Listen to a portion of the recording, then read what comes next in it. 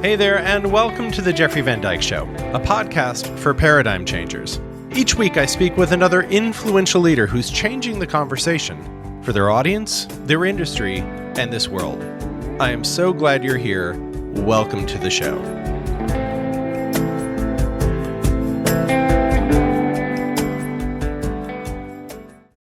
Hello, everyone, and welcome to the show. Today we have with us Dr. Rachel Yehuda.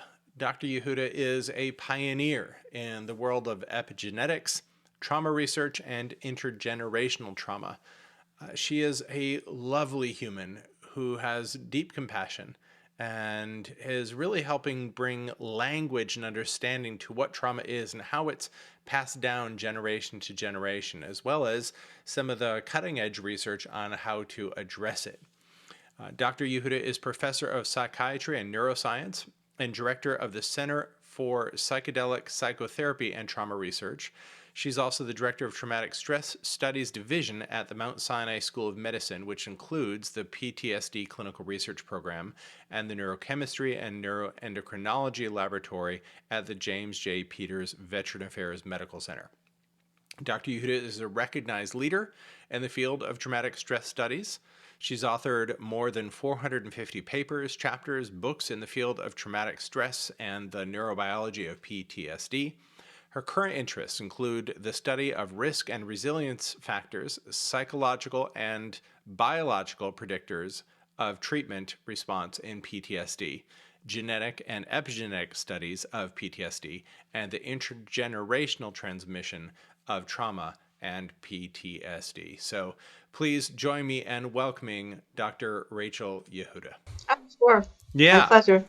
Thanks for asking me. I want to start here.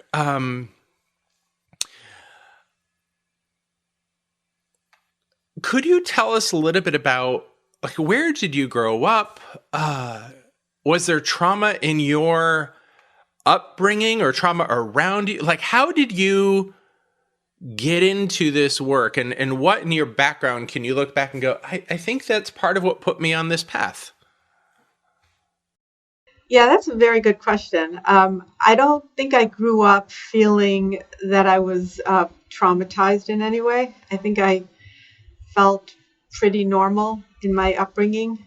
I don't think I saw huge traumas occurring. I lived a suburban life in the Midwest in Cleveland, Ohio. Jewish, suburban, right? So no, I don't think that I came to connect through some personal incident that happened in my life. I think that I came to the field of trauma really more from an intellectual place. I was very interested in neuroscience and kind of psychology and psychiatry and all those things. Maybe in retrospect, maybe there were people that were undergoing things that I sort of understood on some level.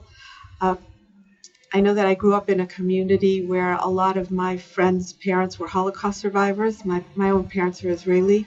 Mm-hmm. But we didn't think about it in terms of trauma. We just thought about people who were American versus non-Americans. So no, I don't think that anything particularly traumatic is what moved me to study trauma. I'm sorry to disappoint you on that. No disappointment. You know, little background in my work. One of the things I do with the people I serve, and a lot of my work is, helping to package the work of paradigm changers. But one of the things I look at is how their core wounds impact their growth and development. And I kind of look at it through the lens of it being a training program for their life's work, right? I call it their life's PhD. But I think of trauma and wounding as related, but quite different. So why don't we start there? What's your definition of trauma? Oh, that's a really good question. I think that there is the objective definition of an event that is just catastrophic. That I like to define trauma as a watershed event that divides your life into a before and after. It's usually life-threatening, involves the possibility of dying, makes you feel very helpless, scared, something like that. I think there's also the subjective definition of trauma and that refers to the fact that something can be a really major cataclysmic event for one person and not have as deep an impact on another. So what will be that watershed event for different people will vary. Mm-hmm. So, but yeah, I think it's that thing that you look back on and say, wow, that changed me. Yeah. Many people, they experience assaults early in life and they don't have a chance to really metabolize what happened to them in those stark terms. That's what we call complex trauma or complex PTSD sometimes, when, there are developmental insults that kind of change the trajectory of how you see the world and how you grow up. But in the framework of really not having adversity or big adversity in your life, and then having a major thing happen, you're kidnapped or you're involved in a war or interpersonal violence, that kind of thing can really be a watershed, really be the divider of your life. Yeah. I love that word, something you can't metabolize. That's such a good word. Do you see a difference? Like, what's the difference between trauma in early childhood, like trauma that's, let's say you grew up with a father that beat you, and maybe it was, do you consider that in your definition of trauma, is that trauma? And if you had a childhood where like there's a lot of adverse impact on you that you couldn't metabolize, how is that different from a watershed moment like being kidnapped? Or, I know you researched pregnant women who were in 9/11 in the Twin Towers. How are those two things different? Well, they're different in a lot of ways, but one way is expectation. If you grow up and somebody's beating you and your circumstances are adverse, and maybe you don't have somebody there telling you that you actually don't deserve to be beaten, right? Then you grow up in a very different way than somebody who has been told that they have a right to agency to their own life, to have a life free from predators. When something happens in adulthood, first of all, you know that this isn't something that should be or that you deserve, right? Right. You know that this is something different than what the normal experience of living is. But when you're traumatized early in life, especially when you have a series of adversity, especially if it's somebody in your family, somebody that you're supposed to love and trust, you grow up with a different expectation about what the world is. In some sense, you're a little hardened and prepared for adversity in adulthood. In another sense, perhaps you're more vulnerable also to the effects because they're in some way additive. So you have a vulnerability and kind of and an inoculation at the same time because you're used to it. Yeah. But it still has an impact. Yeah. And so what happens to us early in development really does lay a very important foundation for how we're going to respond to things as we get older. And some people are so shocked when something terrible happens to them, like, why me? People that have had history of adversity are more like, why not me? I mean, right. So it really is a very important frame of reference. I know you talk a lot about resiliency with trauma. One of the things I've seen over the years, like if I break down everyone I've ever worked with, one of the primary distinctions I can make are people who knew they were loved, even if they had a lot of adversity, and people who didn't know they were loved in childhood. And the people that didn't know they were loved, I've just seen so often, like the resiliency level is starkly different. in Yeah. terms of, just how they're able to cope with different things, or their own self-talk and relationship to what they perceive they can do in the world. So, I imagine that if an adverse event happened later in life, if you had a otherwise relatively healthy upbringing, like you said, like, this should not be happening, and it is. And now and it had a big impact on my life, but the ability to cope with it, I imagine, being quite different. Well, the ability to cope is actually going to depend on a lot of factors. I mean, if you're too sheltered, then you might find that you don't cope as well because your expectation is so shattered and you're so unprepared for something happening that you can't control or that you didn't anticipate. On the other hand, you can draw on strengths you've had in the past, especially love, especially people giving you, especially people giving you a sense of self-worth. And those can really buoy you up quite a bit, Hmm.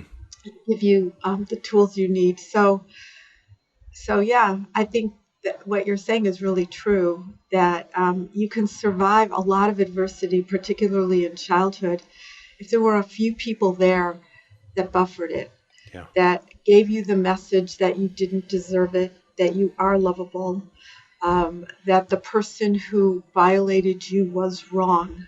These are such simple and important messages, but they can really make all the differences. So when you talk to people who survive war, for example, or being a refugee in childhood, and they talk a lot about a family member that helped them get through it, either a parent or a sibling. I mean, that can make all the difference in the world between, after you come out of the experience, whether you can kind of rebuild again. That sense of having somebody there to prop you up, to kind of narrate what's happening, to give you that kind of feedback about how you're doing. And without that, you could really be lost at sea in a much different way. Yeah. What I hear you saying is, like, if you have somebody that can help you do sense making of something that doesn't otherwise make sense, it can be a big part of getting through it. It's also validating it. I mean, if when our children fall and hurt themselves, they say, "Ow," our job is to say, "Yeah, that did hurt." Yeah. Um, it's validating something unpleasant, and then we hopefully teach our children when they fall is, okay, in a few minutes it won't hurt so much, or let me kiss the owie and make it better, right? We do things that kind of give the message that yes, you will be hurt, and yes, there's probably a way to make it better, but it starts with validating it. Yeah. It starts with being able to name it. One of my questions actually was about the power of naming things, because part of Nice. when I was preparing for this and listening to you talk in different places, I was like, oh, there's a real power in naming something that is really tough to name, especially So let's get into epigenetics, because I think there's so much in that that's tough to name or know without some of this science. So first, what is epigenetics? And then we'll get into it. Okay. So epigenetics is simply the study of how genes are regulated. And it's really the study of how the DNA that you're born with comes to express itself. When you think about it, every cell in our body has all of our DNA in it, right? But at some point, we start out from a single cell, and as the cells divide to form us, some cells become skin cells, and some cells become brain cells, and some cells become, all sorts of things. And so it's epigenetics that begins this process of really turning genes on and off so that they can express their destiny, so to speak. And this process continues throughout life. So even though we're fully formed, at some point, the things that happen in our environments can also modify the way some of our genes function. Hmm. And this is a concept that's really been known for quite some time, since the 1940s, but recently it's really become a very important idea in helping to kind of mediate a debate that we were having in our field for a long time about nature versus nurture, right? So are you the way you are because of the genes you were born with, or is it the things that happen to you that really make you who you are? And what epigenetics helps us do is say, you know what, it's really both, and here's why. It's Mm-hmm. because the things that happen to you also influence the way that your genes can function. And so it's sort of an iterative process where you're constantly changing as a result of your experiences, even though some of the things are not going to change. I mean, your eye color isn't going to change. There's certain types of genes that are not going to be subject to change, but a lot of them might. And so it's become a powerful concept because a lot of times people feel very stuck about the concept of genetics and genetic vulnerability and risk. Like, I'm doomed. I've got these genes. Right, What right. can I do? um, but then again, we also know that the conditions under which we are raised, or the conditions under which we live our lives, also really matter. I mean, if good things happen, we're different than if bad things happen, or the lessons that we learn by being in the environment seem to have a kind of a permanence or an endurance. You know, they're not just fleeting things. The things that happen to us do shape us. And how can the things that happen shape us and also our genes shape us? Well, because there can be this interaction, and epigenetics, at least in concept, really explains how these two things can really work together. So let's get into epigenetics and trauma. Okay. One of the things that, and I would love for you to share the science around this, but how does intergenerational trauma work, and what does the study of epigenetics teach us about that? Okay, so let's just talk about trauma first before we can, get into intergenerational trauma. So let's say something really major, cataclysmic happens, right? A lot of people that experience very traumatic events will say something like, I'm not the same person I used to be, or this really changed me. Mm-hmm. Soldiers will say, I left myself on the battlefield. Rape victims will say, I'm just not that girl anymore. Or, doesn't have to be a girl. Rape happens to Yeah. everybody, actually. But people will, sometimes I would say, sit Shiva for their former selves Right. after a traumatic experience. Um, of course, they're the same person that they were in terms of all the things that count. I mean, the structure of their DNA isn't different, but they feel different. And so the epigenetic changes that may have happened as a result of trauma may explain this feeling of transformation. There could be ways in which the need to respond to the environment, the stress response, and the need to keep responding to environmental triggers could have really made changes in the way the brain talks to itself, functional connectivity, and the way people respond to their environment forevermore. So let's say that these changes that people notice in themselves are underpinned by epigenetic mechanisms, right? There's a certain epigenetic change on a DNA molecule or something like that. Well, it turns out that one of the features of epigenetics is that an epigenetic mark on the DNA will survive normal cell division. So we call it heritable. So your cells are dividing all the time, right? Yeah. So you have a parent cell that through mitosis becomes two daughter cells. So let's say as a result of trauma or something like that, there's an epigenetic change on one of your cells, and that cell divides, well, the two daughter cells will also have that epigenetic change. It's very, very possible that an epigenetic change in sperm or egg might also survive. And it is possible, at least theoretically, that an epigenetic change that occurred from trauma might live in some form on gametes or sex cells. That's one potential way that an epigenetic effect can be transmitted to the next generation. Another way we have of transmitting things to the next generation is in utero. When fetuses are in the in-uterine environment, things that happen in the in-uterine environment, or things that happen to the mother more specifically, can cause epigenetic changes to the fetus.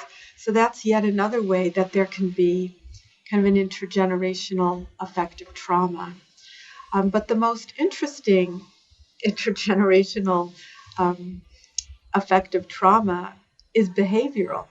And this is something that people started realizing maybe 20 years ago or so, that this is the work of Michael Meany in Canada. This is really profound work. He noticed that if you subject rat mothers to stress, then they have a behavioral change that then affects their rat pups. They have a change in their maternal licking and grooming of their rat pups. And so their very behavior can influence their rat baby's responsiveness to stress that can then be observed even as the rat ages, and can be observed also intergenerationally.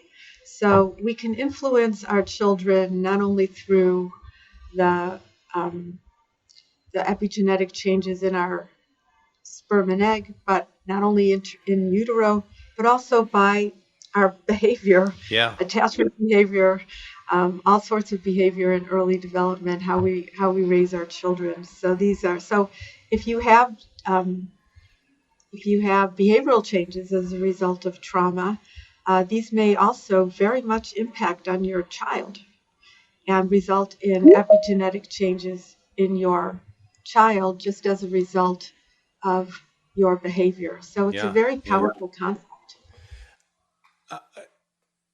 Could you share a little bit about the work you've done in your research of the children of Holocaust survivors? There's a particular question I have about it, which I'll share in a minute. All right. So the question I have, I think about the nature of change in our world, and everybody I work with has something they want to change in the world. And over the last, I don't know how long, the idea of trauma and being trauma informed and trauma aware, like it's starting to grow in the world, or at least in the circles I'm in. And I think about horrific events like the Holocaust. I think about the history of slavery in this country. I think about indigenous peoples in a variety of countries, and that's just recent history. And then I think about the history of humanity, right? Thousands of years of some horrific things we do to one another. And I understand like the genetic markers and the behavioral changes that can happen, say, within a few generations. But I'm also thinking in terms of like multiple generations in the history of humanity, and like how have we become who we've become because of those two factors over time. So that's what's in my head, and I think that some of your research can shed a light on that. Yeah. So I think that you're describing something really interesting, but the valence of what you're saying is that people who have survived multiple generations of trauma may also be traumatized or different as a result of all those generations of exposure. But what they also might have are remarkable coping capacities and adaptations. I mean, they survived, number one. Right. And so when we talk about the purpose, let's say, the evolutionary purpose of being able to transmit essentially biologic information or changes on the genes in response to trauma or stress. Sorry about that. When we talk about being able to survive multiple generations of trauma, we talk about the body's remarkable ability to preserve information about coping from one generation to the next. I mean, what we're really doing is preparing a next generation for being able to respond perhaps in a better way to adversity than what we had. So it's really a knife that cuts both ways, right? On the one hand, it's terrible that we are born to people who have suffered greatly. But on the other hand, if there is a change that has occurred as a result of being exposed to trauma, it's not necessarily true that that change in all circumstances will be a negative change or a maladaptive change. It's just that sometimes the things we learn or the changes that we make in response to adversity have to be unlearned sometimes, right? So when you're exposed, like being a soldier is a great example of this, right? You go to basic training, and people teach you how to survive, how to attack, how to kill, if that is something you're going to need to do, how to be hypervigilant, and really how to function in a much better way for war than you've ever been able to function before. When that soldier successfully returns back, then a lot of those qualities that really served well on the battlefield may not be serving well in civilian life. I mean, being hypervigilant and constantly feeling alarmed may have been the thing that kept you alive when you needed it, but you might have limited use for that now, and it actually may interfere in your life. So the idea of being able to change when the circumstance demands it is fantastic, that we can update our bodies and that we can teach our bodies to respond to new circumstances in a way that can help save our lives. But sometimes those changes, they don't work for us, and they can cause problems like post-traumatic stress disorder, right? Fundamentally, when you're exposed to a traumatic circumstance, to learn to have a memory of that is adaptive, right? If you were assaulted in a dangerous neighborhood, you want to have a memory so that next time you're nearing that neighborhood, you could be more careful. But to have a traumatic memory that keeps coming over and over again, right, to overlearn that lesson, that can be very burdensome. And so we really want to be able to have other environmental exposures modify previous ones. We want it to be a continually dynamic process so that we can also unlearn some of the things we've learned in trauma, or at least contextualize them or modify them.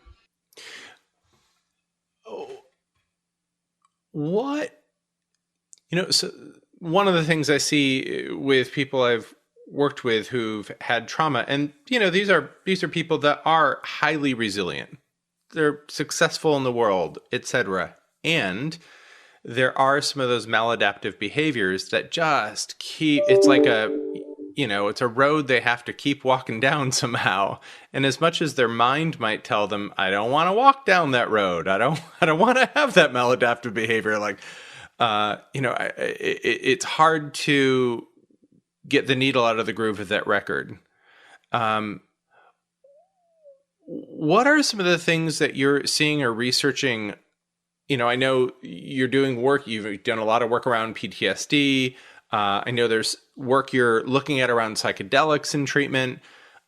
What are some of the things you're seeing that are really supportive of people who go, yeah, I'm not in that environment. I'm no longer in war. I'm not in this country. I'm not on the battlefield. I'm back in Cleveland. What are some of the treatments you're seeing that are most promising, perhaps? Well, look, I mean, there are a lot of treatments for PTSD, and all the treatments work sometimes, right, in some people. And so one of the art forms, I guess, in clinical work is to be able to match a person with the right treatment. So some of the approaches involve desensitization. So these approaches work really well if your PTSD is really based, is fear-based. That means something happened to you, and interpersonal violence would be a good example. And now you're afraid to go out of your house, or you're afraid, you feel very vulnerable. So doing cognitive behavioral therapies that are exposure-based may teach you that you really don't have to be afraid of every person you see. Not every person out there is going to assault you, right? So it can desensitize you to your own fear memory so that you can kind of gradually contextualize what happened, right? I was assaulted one time when I left the house, but then there were all these other times that I wasn't assaulted, and maybe there can be again, right? Mm-hmm. For some people, they don't want to do a lot of thinking or talking about the trauma. They just want a reduction in their symptoms. They want to be able to sleep better. They don't want to think about the trauma very much. Some people benefit from medications, although medications have side effects and the symptoms tend to come back when you go off the medicine. But for many people, that solves the problem. The psychedelic-assisted psychotherapy is a way to kind of confront a trauma where in a state where you're not running away from it in your mind. For some traumas that involve like moral injury or involve developmental traumas, things that are more than just fear, right? Things that involve having a lot of shame or guilt, or things that are very complex and multi-layered. Sometimes when you do the regular therapies, it's just too distressing to talk about them or think about them. And you end up kind of not being able to complete a course of therapy because you're too distressed. In fact, one of the most common problems in cognitive behavioral therapies, particularly for more complex PTSD, is that the dropout rates are high because people have this natural aversion to talking about or staying with the trauma. But with psychedelics, that can put you in a different state so that you can revisit the trauma and do some of the work that you need to do in order to get to the other side. So what do I mean by that? A lot of times when you have PTSD, you're stuck in a narrative that you just don't change. That narrative could be, it was all my fault. There was something about the way I behaved during the event that made things worse, or I didn't do enough to stop myself. Many people who were sexually abused as children feel that it was their fault, even if they were abused when they were 5 or 6 or 7 or 8. And the reason they feel that way is because probably their perpetrator told them things like, oh, I can't resist you. How could you be so beautiful? This is, you're irresistible. I can't help myself.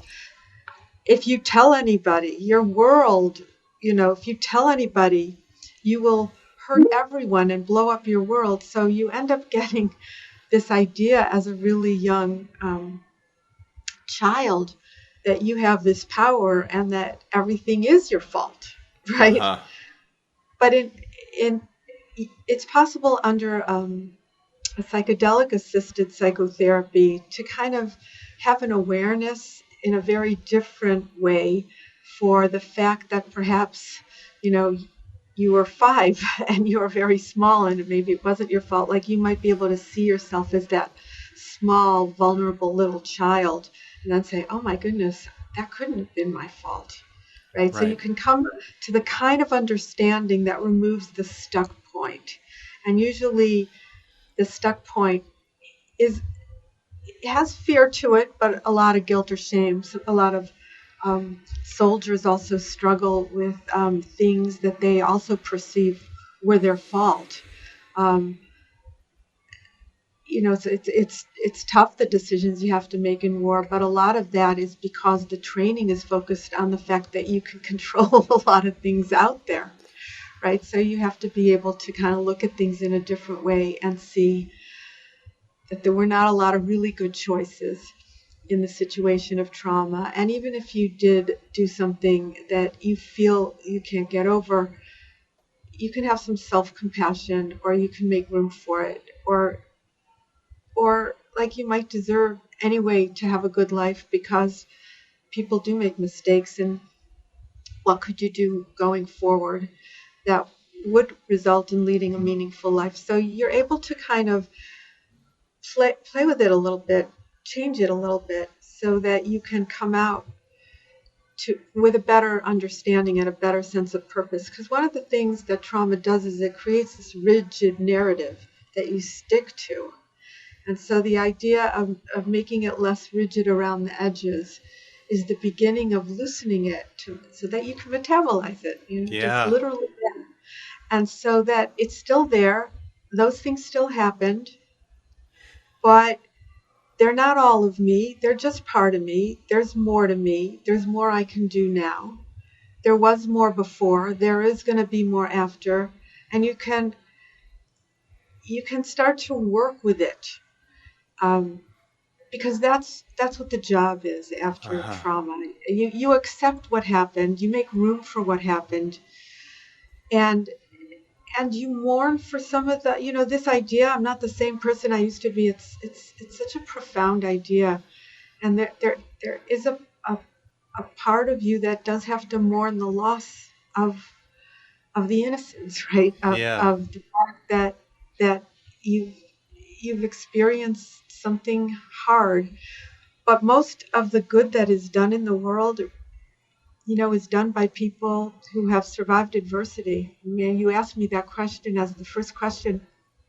You know, that's not my case, right? That's Yeah. not what brought me to the table. But I am so profoundly struck by how much change is made by people who have suffered, by people who have really decided that not despite their suffering, almost because of it, that change has to occur. And so when you can start mobilizing some of these other ideas, when you can let up on yourself, people are so, the most shocking thing about the PTSD response is how hard people are on themselves, Yeah. really. The amount of shame and blame and just this idea that because something happened to you, you must have deserved it, or you must have let it happen, or some narrative. When you can start looking at that from a different perspective, you can have some real healing, and then go on to change the world. Yeah. It seems to me, you haven't said this word, but it seems to me like forgiveness is a key component somewhere in this. Is that? Yes, I'm using the word compassion, but Mm-hmm. I think I don't like to use the word forgiveness, I think, because it implies there's something that you need to be forgiven for. But Uh-huh. you know what? Yeah. It's not a bad thought. I think that in reality, I think there's something there.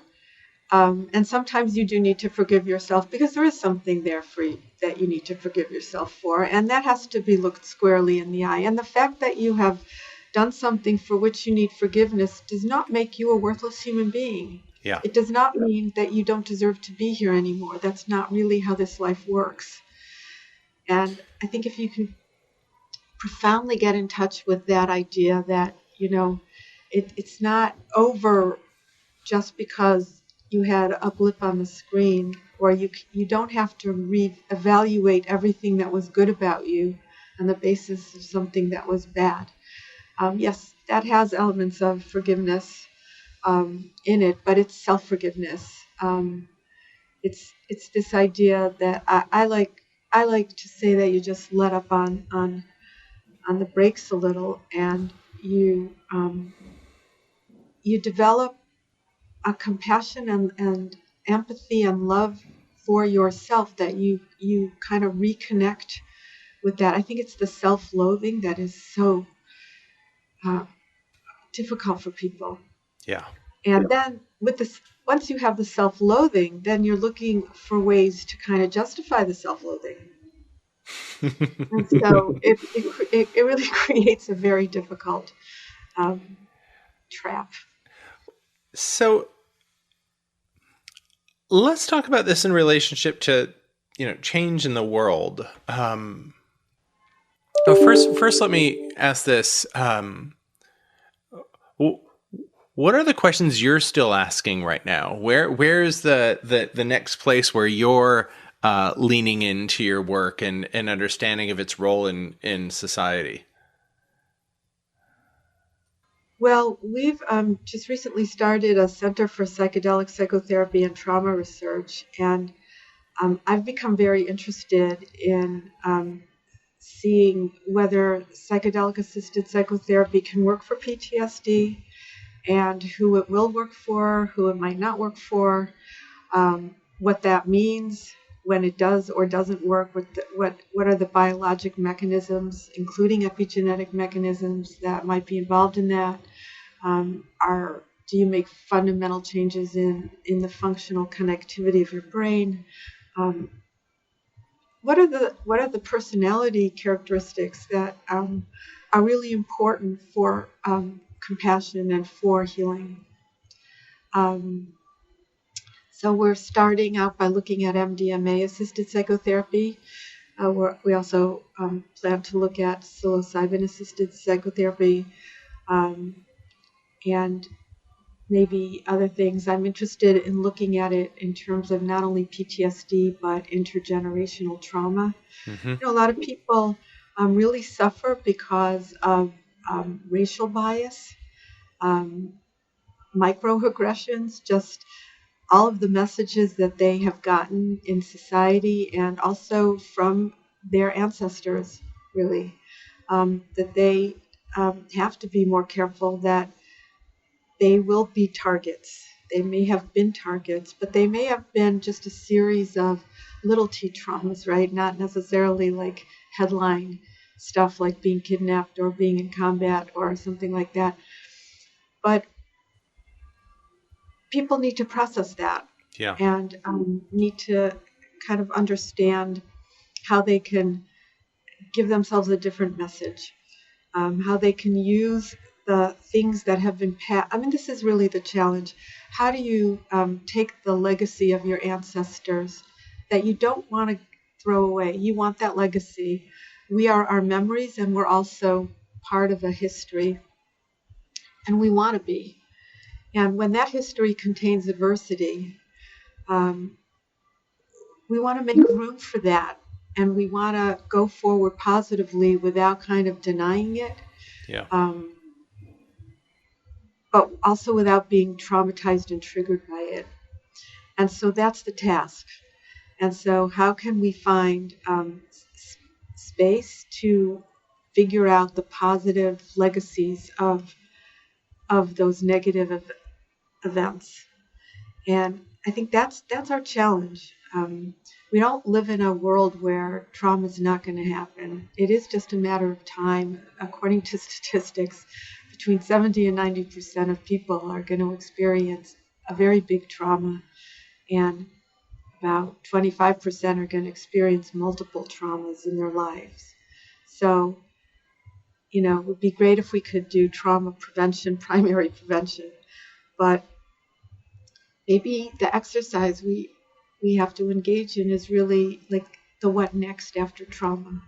There is a brief period of time where you do feel paralyzed by it. I think that's normal, and I think that's kind of good in a way to really kind of go down there and feel the things that you feel. One, it's all negative. If it's negative to feel bad, but when you think about a traumatic event, you can also appreciate what you had before and what you might have again. So there are all sorts of ways to develop more gratitude about things that we take for granted, or to sort of be very self-congratulatory on the fact that you did survive, the fact that you can survive, and that maybe we want to focus on how we teach our children to survive, because it's better than telling them that they won't have to worry about being exposed to adversity, because they will. Yeah, yeah.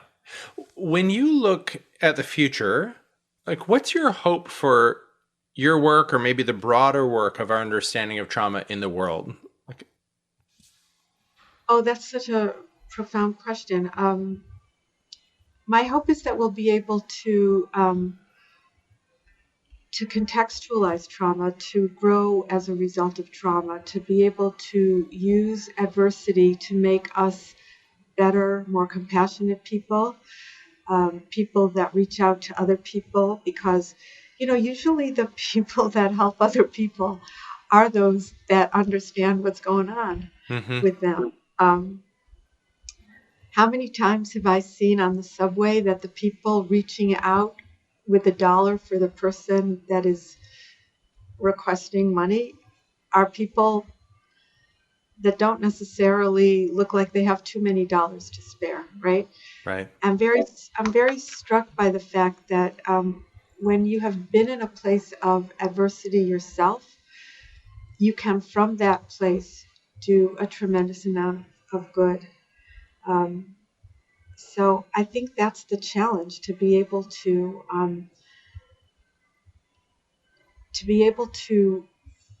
figure out healing solutions, to be able to say, oh, that's a terrible thing that happened to me. I'm going to make sure it doesn't happen to someone else. Or I'm going to teach people how to deal with someone that has had my experiences. One of the things we never talk about when we talk about trauma is the impact it has on the family, on your spouse or your children or your parents, right? Yeah. And most of the time, family members are really at a loss. They don't know what to do or what to say. Some of them feel very manipulated by some of the PTSD symptoms. They run out of compassion. It's very hard. The trauma survivor doesn't always share a lot. By the way, that's usually to protect the listener from the traumatic material. And so I think there's a great need to be able to talk about traumatic experiences and really give people kind of a primer in how you can help someone in your family that has what kind of things are helpful, what kind of interventions are not helpful. Mostly in our American society, we decide that it's better not to really ask how someone's doing. Right. If you know that they've been exposed to something horrible, like, nice day we're having, you don't really say, how are you, when you think the answer is going to be, I'm really awful, right? It's more that when we say, how are you, we're hoping that the answer is fine, and how are you, right? Right. We kind of dread somebody who will say, I'm actually not doing well, because we don't know what to do next. We don't know what the next sentence is. Like, maybe we feel something about that, but What is the next sentence? Well, the next sentence is, do you want to tell me about it? Uh-huh. What can I do? Can I do something for you? Do you want to tell me about it up here? I'll listen. Yeah. Can I do something for you? Um, just really basic, you know. Just, do you want to take a walk and tell me, Yeah. or something? Yeah. So I think it's just a matter of not running from it because you're so scared you might say the wrong thing that you don't say anything. Um, so it's yeah, just I appreciate that so much. Uh, it can, you know, because it can be hard. It can be hard to know how to, yeah, just you know. wow, that sounds awful. Yeah. Is there Yeah. something I can do for you? Yeah. Uh, Yeah, that's not so hard. you know, here's I'll just give a reflection to you. One of the things I love about your work, your voice in this world, your research, uh, is that you're giving us language to understand something that's really difficult to understand. Especially if it is intergenerational trauma and we have markers on our DNA and we have a certain stress response as a result that we don't know why we have that stress response. You know, it's really hard to work through something that we can't name. Yeah. And you know, one of the things I so appreciated about what you're a part of in this larger field of understanding trauma is, hey, we all have it, or most of us have it. And a lot of it, we don't know how to deal with it, and we don't know how to name it, and we don't know how to talk about it. But if we can start to understand, oh, here's what's happening to me. This is a bit about why I might have this stress response. This is a bit about why I might show up this way. And to give us tools to help, as you say, metabolize. That's my favorite word I'm going to bring from this conversation. To metabolize, to make it not so rigid in how we can relate to it and move ahead. I think it's so important. I had another person on the show who has done trauma work in larger communities, with a Parkland shooting community. She's worked in Rwanda with genocide survivors. So she goes into a variety of communities that have had a communal traumatic event. And, you know, one of the things she talks about is, hey, we need to equip people with the tools for this and equip them. You know, she's like, my big job is to train the community on how to continue to do this work after I leave. And I feel like part of what she does is give them language, gives them tools, gives them a way to see it and hold it and talk about it. And I feel like you're doing that in another way. And it seems to me that at a collective level in our society, we're asking for it. I don't think this work would be coming out in the ways that it is if we weren't asking for it. Yeah. Yeah, I appreciate that. Thanks. I think what has really resonated with people is this idea that that change can be transformative and enduring, because until PTSD came along, until epigenetics came along, we really didn't have a way to understand that effects of stress can be long lasting. We had fight or flight. We understood that chronic stress could be bad, right? But we didn't understand how an event that was already over and done with could continue to linger on. It was a very difficult concept. It was a concept that actually made PTSD hard for people to wrap their heads around when it first came out in 1980, because our concept of stress is really that if you remove the stressor, the acute physiologic responses go back to normal, right? Your heart at some point is not pounding out of your chest anymore. once the threat is over. And we just didn't know how to name a molecule or a mechanism that could explain why that's just not true. Why there is an imprint. What is that imprint, and why is it there? So I think epigenetics gave us a language for it, and even people that don't understand the specifics of the epigenetic marks and how they come about and how they don't, it gets very technical and very unglamorous. But I think the concept has been very captivating to people because they know that events matter. Mm-hmm. And the things that happen to us matter. And the things that happen to our parents matter too, and our grandparents. And that is just something that people knew already to be true. And so applying this word to all of that, I think, applying this word to that, I think was helpful to people. So, because it validated something that was already inside of them. Absolutely. Well, I think the concepts we're attracted to the most are the ones that we kind of already know, right? So we just didn't know there was a word for that, and we're delighted that there is. Yeah. Beautiful.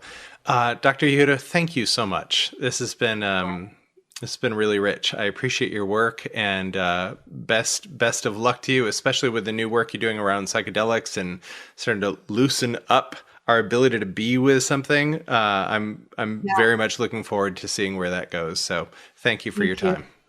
Thanks for having me.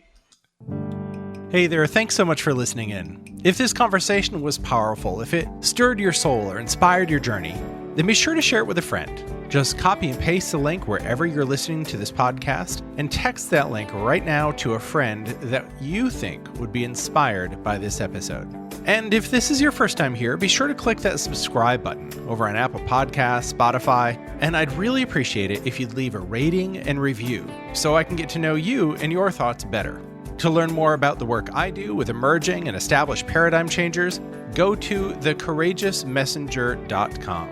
That's all for today. Thanks so much for being here, and I hope to see you in the next episode.